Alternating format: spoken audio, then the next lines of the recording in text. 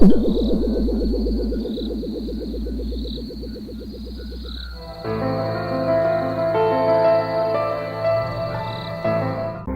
recent years, the circle has partly lifted the veil of Coming up, don't forget, and then everybody's pointing for the Travers. And as for the older horses, Cerbère and Ecton Park most likely will face Lemon Drop Kid and others in the Whitney.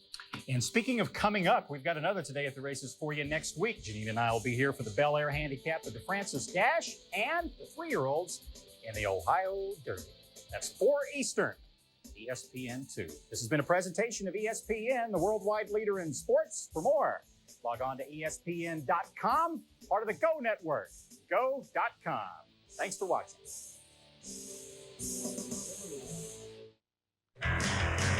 On the tour, the time to sprint fast is almost past because tomorrow it's time to climb.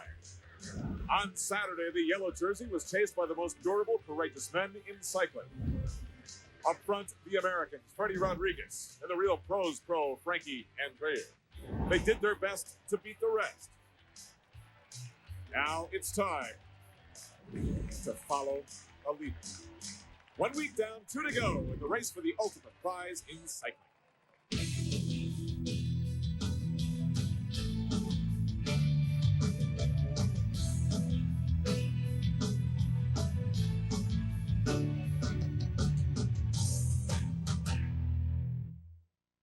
Today, the 2000 Tour de France races south toward the base of the Pyrenees Mountains. Stage 9 means one more wild and crazy day before the real race contenders take over. Hello again, everyone. I'm Adrian Karsten. By the time this day is done, we will have raced over 600 miles in 5 days' time. Long, grueling days that honestly have taken their toll on everyone. We have seen attacks and we have seen breakaways by guys who know that they really have no chance of winning the Tour de France. So, what does this mean for the Americans? Well, so far, defending champion Lance Armstrong from Austin, Texas, has ridden almost a perfect tactical race, supported by his team, the United States Postal Service. What does this mean for these guys today? Be careful. Don't work any harder than you have to because tomorrow your work really begins. Stay out of trouble and don't lose any time by all means to your real rivals, Marco Pantani and Jan Ullrich.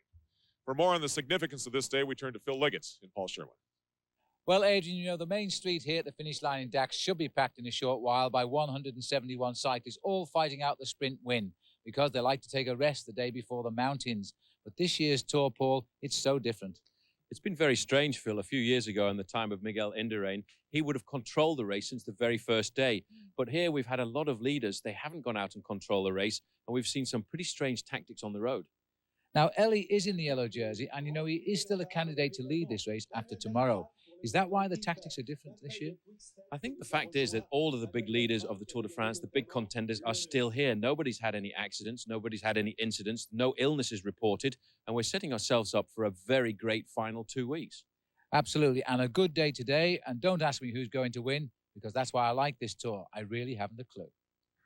Phil, the equality of the competition on the 2000 Tour has passed the yellow jersey from a very young rookie at age 23 to a 36-year-old man, Alberto Elli, who by 28 hours, 39 minutes, and 28 seconds leads the Tour de France. Lance Armstrong, the defending champion, 5 minutes and 54 seconds back in 16th position. That's all going to change tomorrow. Other notables include Laurent Jalabert, who had the yellow jersey, Abraham Milano, who has always been a threat, but his potential has never come to fruition. Keep your eye on Jan Ullrich. Team Telecom really scared the U.S. Postal Service yesterday, as John Eustace explains. The tactical advantage went to Team Telecom after yesterday's very difficult stage. Now, instead of defending Alberto Elli's yellow jersey, Telecom sent men on the attack, beginning with Alexander Vinokurov. That move forced U.S. Postal Service to the front of the bunch and a long, exhausting chase. Vinokurov was caught, but then the big breakaway escaped, and in there slipped Telecom's climber, Giuseppe Guarini. You can't let a man like that gain 20 minutes, so back to the front of the bunch went the Postal Service boys. Hard work. They had help.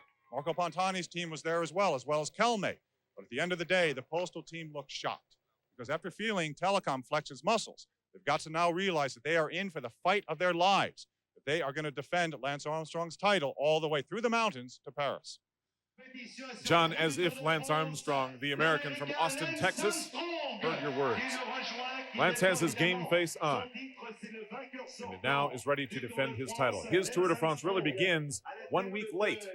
in the Pyrenees Mountains. Very different tour than it was back in 1999. The element of surprise is gone. The map of today's route is brought to you by Lincoln.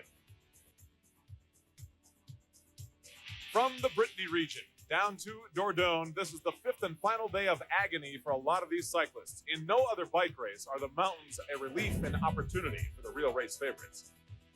As the profile of this tour turns 113 miles southwest of Dax, we hit a town at the foot of the Pyrenees Mountains. Bonus sprints and a stage victory are at stake for men like U.S. champion Freddie Rodriguez, who have been working so hard for 1 week. 36-year-old Alberto Elli, the Italian who has finished 10 Tours de France. He has logged more than 23,000 miles in his tour career alone. This may be his last day in yellow, but what a great job he has done defending it. This is the 2000 Tour de France on ESPN2.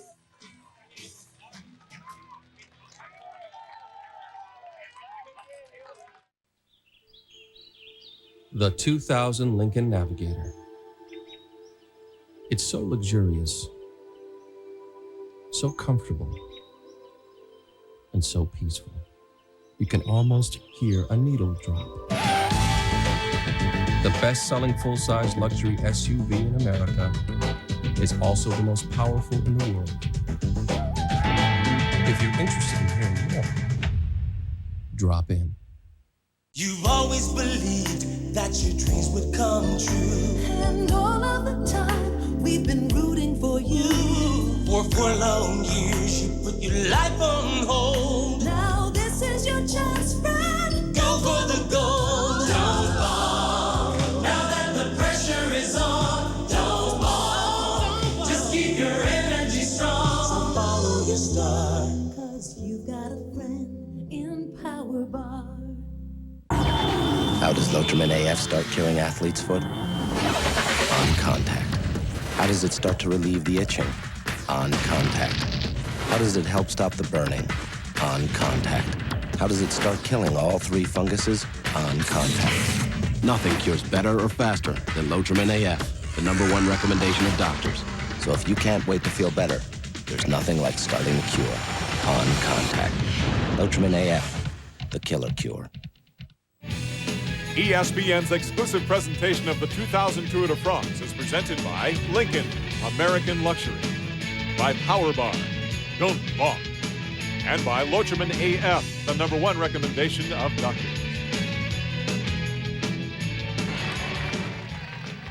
The first 10 days of every Tour de France are designed for the men who don't go over the big mountains very well, the men who break away, the attackers who have one final chance in this Tour de France to win an individual stage. Phil Liggett and Paul Sherwin have the call of stage 9. The field here now more or less all together and some 90 kilometres from the finish of this, the 9th stage of the Tour de France, from Agen down into the lovely town of Dax.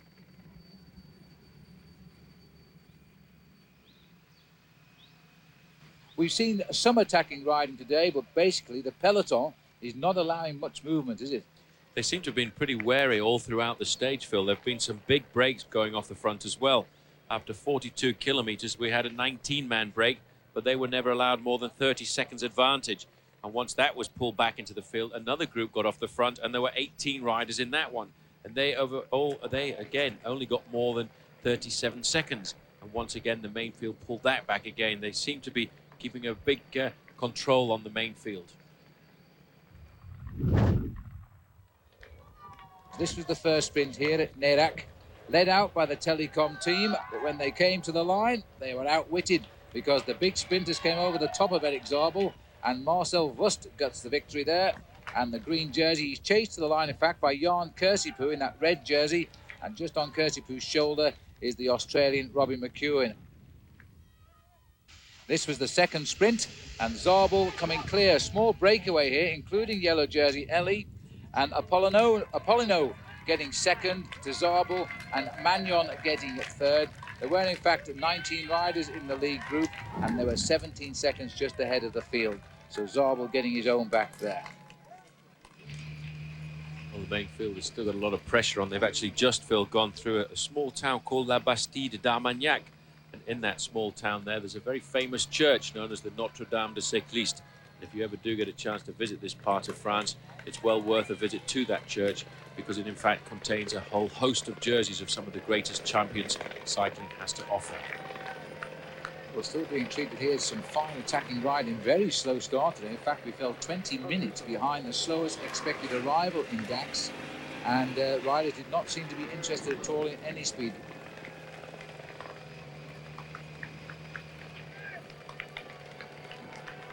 Now the action is starting again, and this big bunch of 171 riders beginning to smell the finish, I think, although they're approximately half distance now. Well, a lot of riders feel they want a chance to try and get into a breakaway situation, Phil, because obviously tomorrow is going to be a difficult stage. It's the first sortie into the mountains, and that's when the big names, the big challengers of the Tour de France have to come out and show their strengths.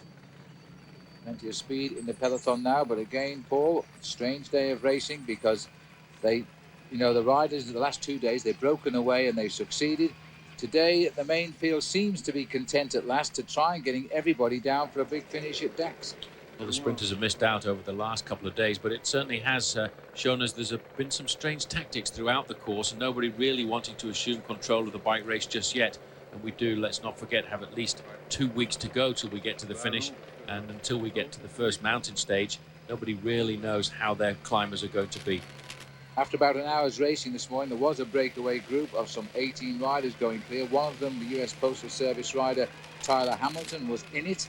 And the Postal Service team are paying a lot of attention to the action today because the last breakaway which got away was shut down by US Postal again. They used their rider from Luxembourg, Joachim Benoit. They did, but the second breakaway of the day as well had a US Postal rider, Kevin Livingston, in there. So they're actually riding sensibly now. They're launching men into these small groups to make sure that they always have a presence. But the main field is very attentive on all the attacks at the moment because once anybody gets their nose off the front of the main field, there has always been a big reaction. Paul, if you remember when Miguel Indurain was winning his 5 consecutive Tours de France back in the mid-90s, this is the way he would do it. Sit back in the field, then attack in his homeland Pyrenees. He actually was a candidate for our list of the top 50 athletes of the 20th century on Sports Century, our Emmy Award-winning show that returns on Monday evening at 8 p.m.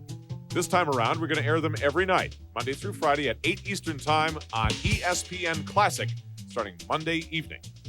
We start with number 50, Joe DiMaggio. Do you remember number 1? The number 1 man in the sprinters competition, that is the man who has the green jersey with the most points in that competition, is Marcel Boost. Second on Wednesday, third on Thursday, finally won a stage on Friday. We'll be back in a moment. It's here, waiting for you. Inside is unlimited strength and power. It builds confidence and reshapes your body. It can change everything. This is Bowflex, an entire gym in one easy-to-use machine. So powerful, it delivers over 60 health club quality exercises with up to 410 pounds of resistance, all in the convenience of your own home. Strength training with Bowflex is so effective that we guarantee you'll get the results you want in 6 weeks or less. And you can own one with no money down and payments as low as $33 per month. Bowflex is real. The results are real. The question is, are you ready for Bowflex? For a free video and brochure, call or go online at bowflexdirect.com. Do the research, listen to real customers, then place your order online and get started. Bowflex. Who said change isn't easy? Which is the most formidable athletic threesome? Allen Iverson. Chipper Jones. Venus Williams. Felix Trinidad. David Wells. Dick Trickle. Until recently, such a debate would have raged endlessly. But now, through the miracle of the internet, ESPN.com brings you 3Play. You log on, you register, and every day you get 3 new athletes. And whoever gets the best stats wins a mint. 3Play at ESPN.com. It's free, it's sports. Give me the briefcase. It's money.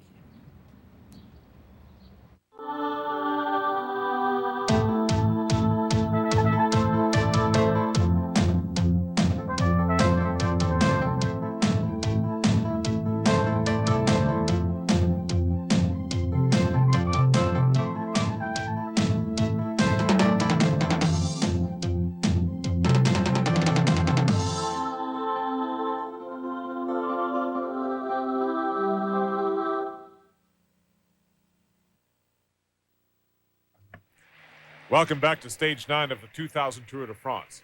In the last 5 days, these cyclists have traveled 638 miles. You can understand why the Festina team at the front of the field and everyone else might lose your concentration for a moment when you're averaging 30 miles per hour. Moments ago, this is exactly what happened. One man falls down, it begins a chain reaction. Thankfully, there are no members from the U.S. Postal Service team involved here. Everyone tries to get back up on their bike and keep going, but fatigue does tend to set in. All of this happening before we hit the mountains, but here's an indication that they're not far away. It's just over a kilometre this climb, and Paolo Bettini on the right here is going to wait until the last moment and then try and sprint off the front and snatch the win. I don't think he'll get too much challenge, but you never know. And I think I just caught a quick glimpse of the spotted jersey moving forward there. The spotted jerseys on the shoulders of Eric Decker. On the right-hand side in the blue is Didier Rousse, the French rider from the Bonjour team, who was very aggressive on yesterday's stage and tried to get himself off the front to catch Decker, who was in the lead, and the sprint started by Bettini. And finished by Bettini over the top ahead of Didier Rousse. So he gets the 5 points. Now is he going to try and keep it going and see if he can get a little group heading off down towards the finishing decks? Look down through the main field. There's Marco Pantani just going through. See if we get a glimpse there of the leader of the King of the Mountains competition. He certainly wasn't a challenger at the top of that fourth category climb there, Phil, but he still will retain. And in fact, Bettini has gone over the top and taken advantage of that acceleration. He has Didier Rousse with him, and there's a rider in there as well from Lotto as well, just tucked onto the back. This minimal climb, a chance for these three to take a lead. Will they hold it?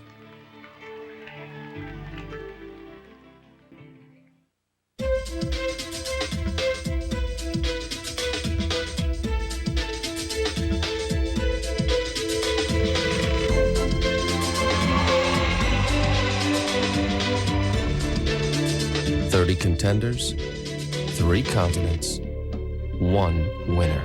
The new Lincoln LS, Motor Trend Car of the Year.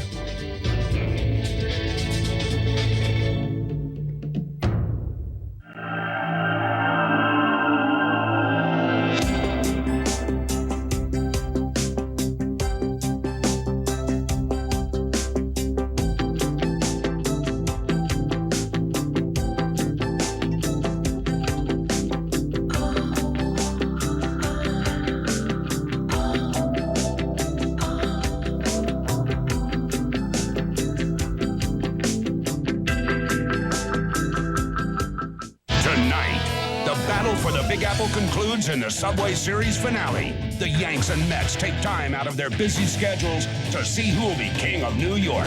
The road trip rolls on. Yankees-Mets tonight at 8 on ESPN. What was a 3-man breakaway has now become a quartet as Jose Vidal of the Kelma team, a climbing team by reputation, joins these three. Back in the field, a big event. Phil Liggett is there. There's a crash in the bunch. Here it is. And a lot of riders have gone down. Now, this time, 1 or 2 are stunned down there. There's a number of riders from Telecom have gone down as well. And I think Tyler Hamilton of US Postal, in the center of our picture, there are 2 US Postal riders there. One, Hamilton is on his way, or just about. This is what happens as one of the riders gone down there from Lotto as well. Everybody is scrambling to stay near the front of the main field. Simone Borghese is in there for Mercatoni. He's the man who's gone down there as well. There's no major panic. I can't quite glimpse who the other big rider is from US Postal, but it looks very much like Frankie Andreu from our position here. The Lotto rider there is Paul Van Heeft, number 138.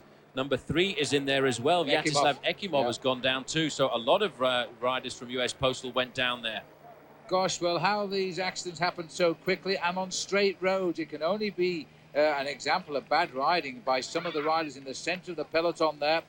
They seem to be all up and getting away again and without too much damage. But this has happened, Paul, at 16 kilometers to go. The gap has just been announced at 1 minute and 5 seconds to the leaders, and that might well disrupt the chase. It's not really going to disrupt the chase at the front, but it will be very difficult for a lot of these guys to get themselves back into contact, especially Tyler Hamilton, who is pretty high up in the overall rankings. You know, he's the man that a lot of people felt could be a big challenger. We're looking at Hamilton right now. He doesn't have any teammates with him. They will be up in the main field looking after Lance Armstrong, but he does have two teammates behind him. I think Frankie Andreou was involved in that crash, as well as Yaroslav Ekimov. And in fact, look at this. You see Hamilton, a very sensible rider, is looking back. He knows he's got two teammates, and he'll probably wait for them and hope that they can help pace him back into the main field. Well, he's had a bit of a rough tour so far, and this is also Vicente Garcia da Costa, who's been up in our frame a number of times.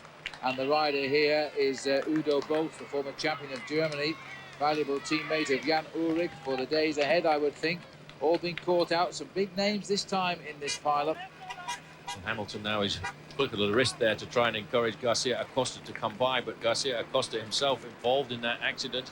This is really a question of struggling yourself back onto the main pack at the moment, and with 16 kilometers to go, Phil, the pressure is really on in the main field at the front. It doesn't look as if Tyler Hamilton there has got any injuries, but what has happened is he's actually been forced off the back of the main field by that accident.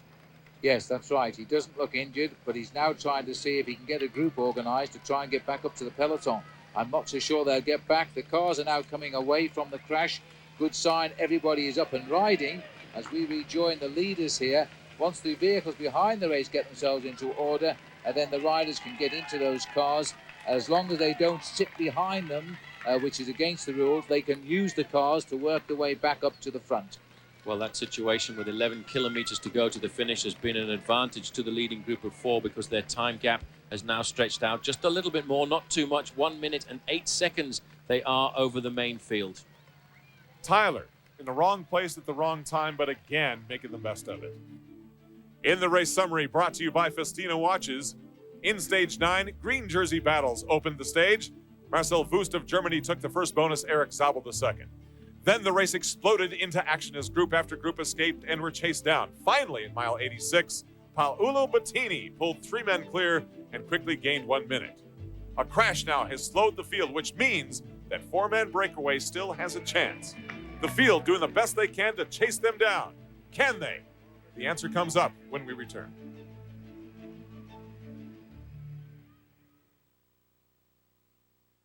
Last year at the end of the season, I began to formulate the idea of running my own team, and that evolved into Steve Larson Championship Cycling. Fortunately, at the level I'm at, I do have a choice in the products I ride, and I like to align myself with companies that develop the best products. And that was the ultimate bearing in my decision to go with Mongoose last year. It was obvious their commitment to designing the best bikes on the market, and I'm completely satisfied with what they delivered.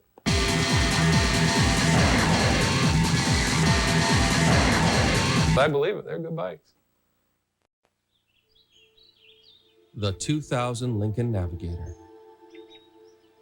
It's so luxurious, so comfortable, and so peaceful. You can almost hear a needle drop. The best-selling full-size luxury SUV in America is also the most powerful in the world. If you're interested in hearing more, drop in.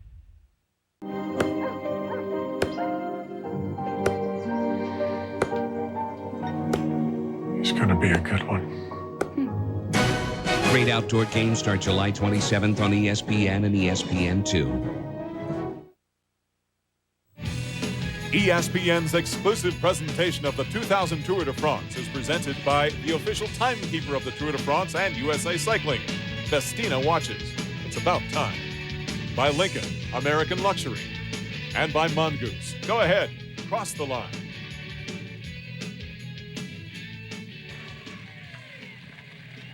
While we were away, Tyler Hamilton, the American, got back up on his bike after the second crash in 5 days and is cycling again. Here's the 4-man breakaway. They now race under the banner with 3 kilometers to go.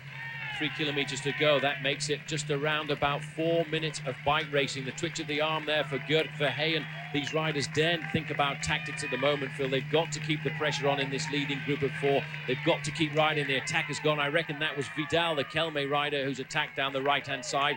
The main field is right there. In fact, it's Bettini off the front. This is going to be a desperate finish, but now Paolo Bettini has had to try 2.5 kilometers from the finish. It is Gert Verheyen who's trying to chase him down here. They've caught the other 2 out, I think. It looked as though Didier Roux was struggling, and I don't think there's any left in the Spanish legs. But Paolo Bettini wants Verheyen to come and give him a hand now, and he won't. And so we're forward again. Didier Rousse is the man in third position there, making the effort, pulling himself back up to that attack by Bettini. Under that 3-kilometer banner, the time deficit of the main field was 21 seconds. Verheyen now, the Lotto rider, is on the front, but this is bad, Phil, for the leading group of four. The fact that they've attacked each other now means that they will lose momentum. Didier Rousse is the next man to go forward, putting the hammer down, keeping the pressure high. The next banner will tell them 2 kilometers to go, 2,000 meters to the line. Well, we've seen some desperate finishes in the Tour this week, but this is going to be another one. They might get caught with 400 meters to go. 2 kilometers to the finish now for the four leaders, and they push Vidal into the front place.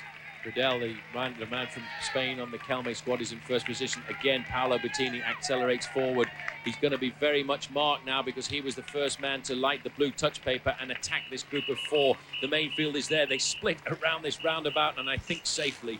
Yes, I wouldn't be that policeman, though, just now, but they're all around that, and they're very, very close. 18 seconds is the gap, and we're told 16 seconds. So, obviously, there's a different man supplying the time to television, but it doesn't matter. They're close. Didier Rousse is the man on the front for Bonjour. Man taking over the pacemaking now is Paolo Bettini. A quick look over his shoulders there and an acceleration. He's hoping to put a bit of time between himself and the other riders.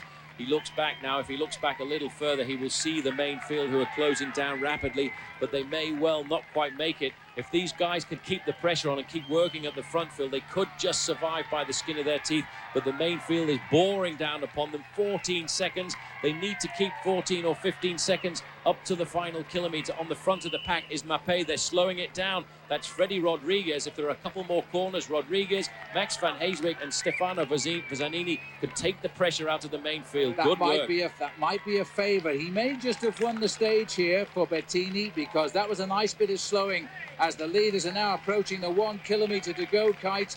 They are right in the centre of Dax here. The leaders are at the 1 kilometer to go. In fact, they've just passed under it, and this is a huge crowd here now. They might just make this, and if Bettini wins, he better start thanking Freddy Rodriguez, the champion of the US. Well, this is the final corner now. They've got a very big, long straight up to the line. Great move there by Freddy Rodriguez and the rest of the Mappé squad. That is why Mappé is the #1 team in the world. They are a great team. They work together one for one, and that is why, even though Freddy Rodriguez could possibly have won the stage, they're round the same corner, though. This is going to be a desperate finish now. They can see them. They can almost touch them. There may be a moment's hesitation before the sprint starts. Bettini looks over his shoulder. He sees the whole pack coming at him. Rousse is waiting for the last moment. Verheyen, this is a waiting game now. That's Fred Rodriguez on the front, waiting for somebody to start the sprint, but doesn't want to start it for them. Tom Steels is tucked in there too now. The Basque flags of Spain are flying here as Didier Rousse has had to start the sprint for the line. And Bettini is going to have to play the waiting game as Verheyen goes again now. I think they're just going to do it, but only just. Vidal is trying on the left here now, and it's Verheyen, and Bettini is coming. Paolo Bettini is coming as the bunch are chasing them down, and Bettini gets it. Thank you, Fred Rodriguez, for that one, because they were right there on the line. So close, I think they'll all be given the same time, and you can't get a better finish than that. Phil, you can't get a better finish than that, because we have just witnessed one of the most unselfish cycling efforts we have ever seen. The only reason Paolo Bettini was in position to win this stage, his first ever stage victory in the Tour de France, was because of U.S. Pro Cycling champion Freddy Rodriguez. He actually slowed the whole field down to put Bettini in position. It's reflected in the stage results today. In 4 hours, 29 minutes, and 6 seconds, Paolo Bettini of Italy wins his first ever stage of the Tour de France. Rodriguez placed 38th. Lance Armstrong, the defending champion, with his bodyguard George Hincapie, were in the field. John Eustace is standing by with the man who crashed for the second time in 5 days. Tyler, how are you after you crashed? I'm okay because my wife's here. No, I'm all right. I bruised my ribs and a little bit and my shin, but no road rash. But just I landed on bodies and bikes. It was one of those crazy crashes, going 55k an hour, and then bodies on the ground in front of you, and there's nothing you can do but, you know, go flying. So luckily I got up quick enough and chased for a while, and my teammate Benoit came back and helped me get back up to the peloton. So hopefully I'll recover well tonight. And after all this confusion, are you looking forward to the mountains? Yeah, I am. I'm kind of sick of all this crazy nervous riding, and you know, I feel like my time to shine's in the mountains. So hopefully this crash at the end won't affect me. We'll see. The man from Marblehead, Massachusetts knows that the tour waits for no man, road rash or otherwise. In a total time of 33 hours, 8 minutes, and 34 seconds, Alberto Elli, 36 years old from Italy, leads the Tour de France. Lance Armstrong, almost 6 minutes behind, really begins to shave that down tomorrow in the Pyrenees. His support team of Hamilton, road rash or not, will be right there. Here's the man who has done